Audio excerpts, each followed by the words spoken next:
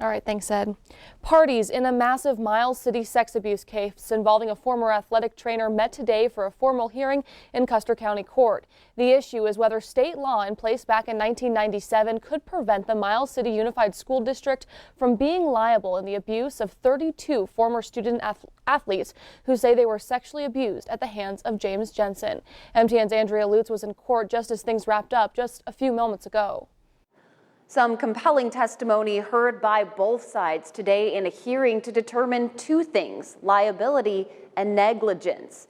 However, the judge made no ruling today. Well, the question is whether the Miles City Unified School District was aware of abuse reported by James Jensen and whether a Montana state law in place at the time prevented them from having to report instances of abuse.